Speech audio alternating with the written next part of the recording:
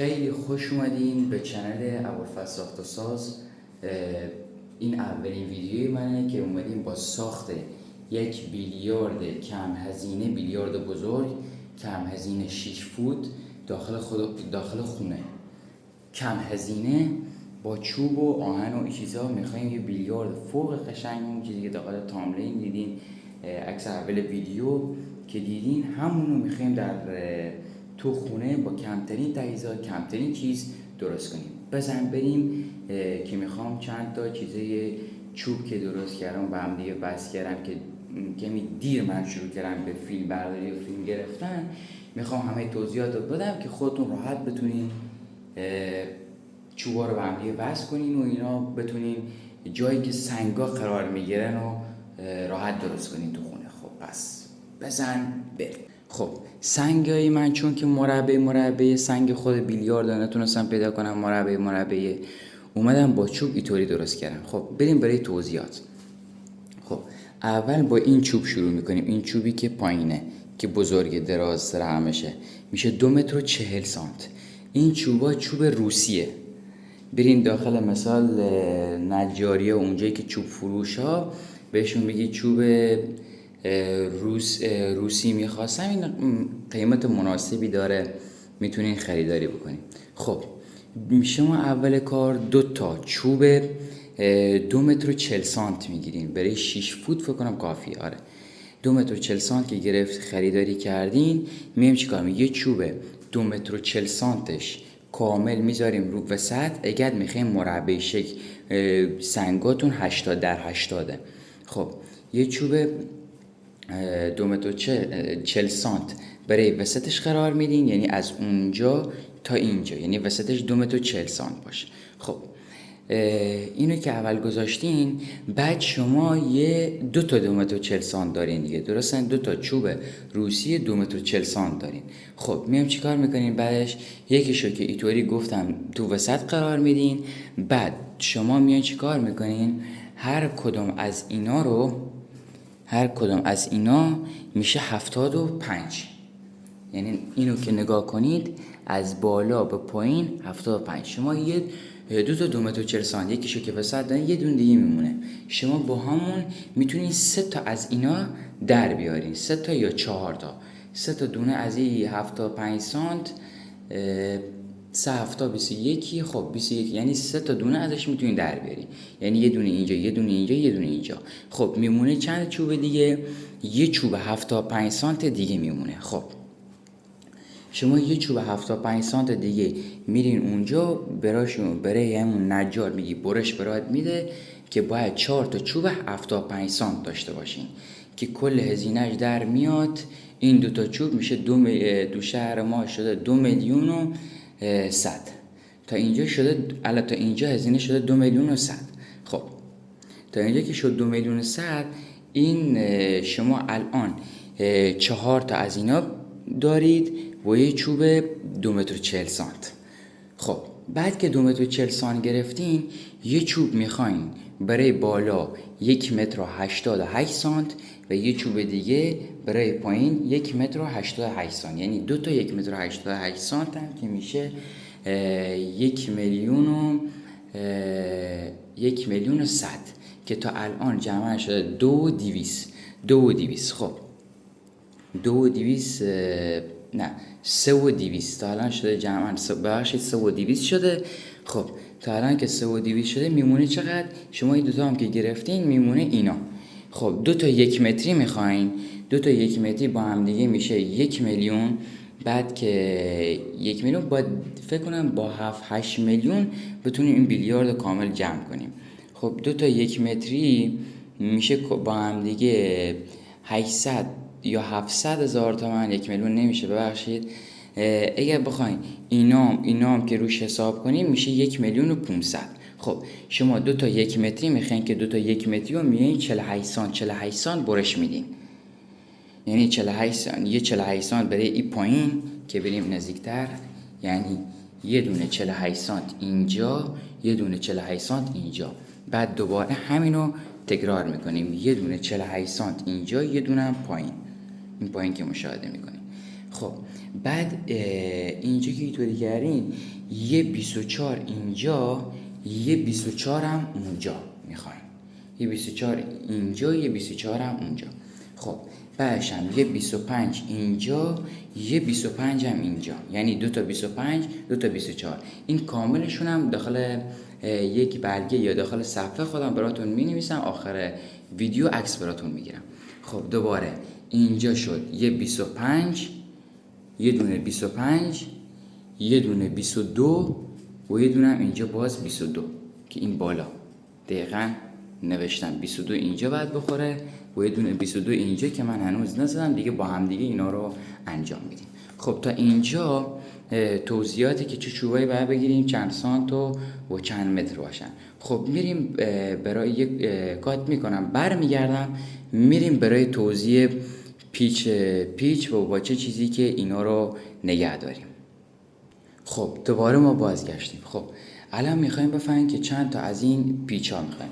خب اول میرین همون ابزارالات فروشی یا پیچ فروشی یا هر جایی که پیچ و چیزا دارن، خب میریم پیچ 10 سانتی 35 تا عدد میگیریم، یعنی فکر کنم دونه 8000 داره، 8000 تومانه، زیاد نمیشه.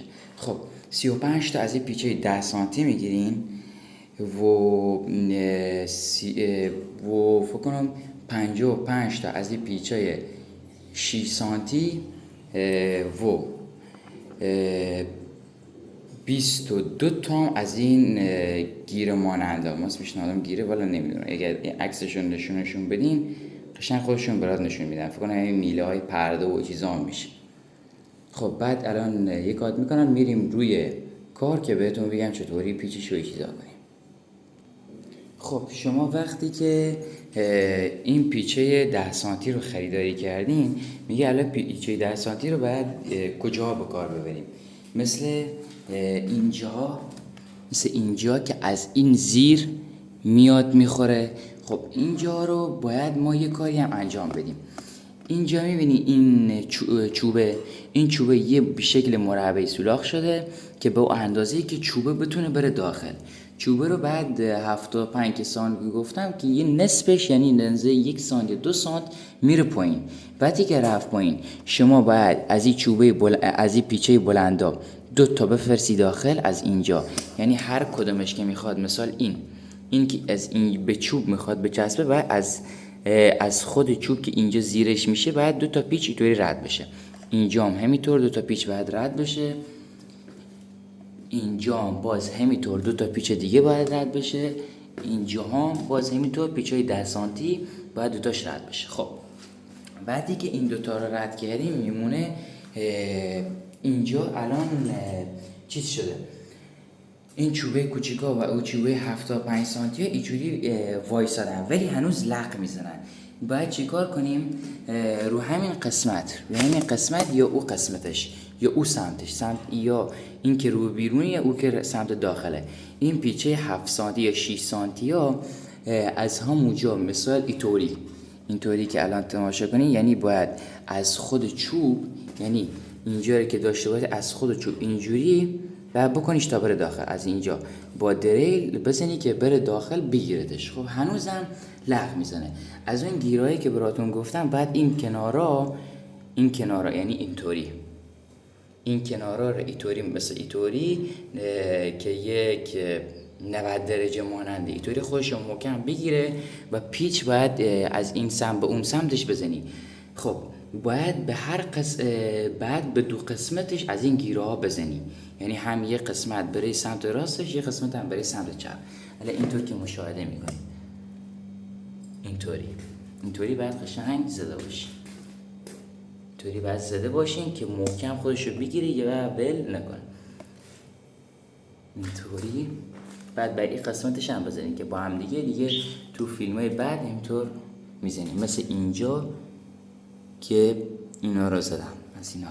خب دیگه مثل این میلای پرده هم میتونین بگیرین، ولی اینا بگیرین تمیزتر در میاد، چون والا دیگه من از کمی آوردم اینا رو داشتم استفاده کردم، چون هر دوتاش محکمه. دقیقا اینطوری باید صاف هم باشن. این چوبای 75 رو به اینا وصل میکنین بعدم اینا که اینطوری شده، اینا باز همینطور. اینایی که الان یه توضیح دیگه، الان اینه 48 سانتی ها، یه دونش این که رو به بالا یا هر کدومش یا این که رو به پایینه، باید این پیچه 10 سانتی بود که قبلی براتون گفتم. از اینجا یکیشو 2 بار از 10 سانتی رد میکنی، یکیشو اصلا پیچ 10 سانتی نمیزنی دیگه. از این گیره رو صاف میکنی، از اینجا به اینجا پیچش میکنی. بعد مثلا اینجا هم باز باید پیچه 10 سانتی رد کنی که اینطوری بره داخل. دقیقاً بعد اینطوری ردش کنی که اینطوری بتونین که اینا وایسه.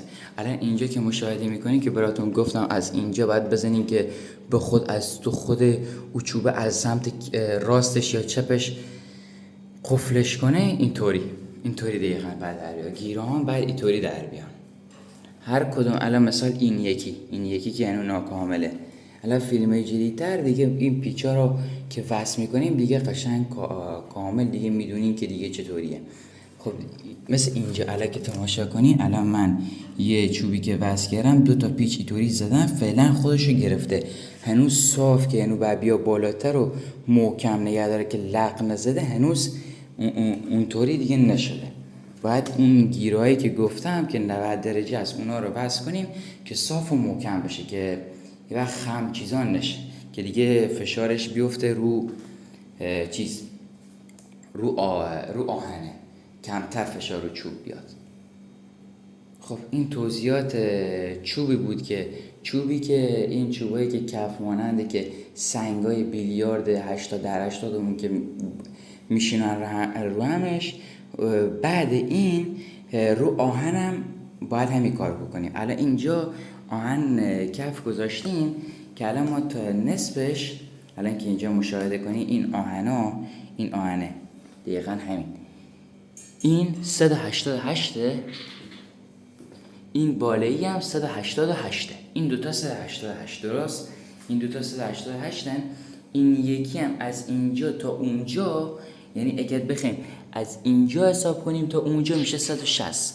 اگر بخوایم این آهنه رو حساب کنیم میشه 155، یعنی نه 154 این طرفا، یعنی 1 سانت 2 سانت کمتره. این یکی هم باز همینطور، یعنی اینجا اگه 154 گرفتیم اونجا هم باید 154 بگیریم.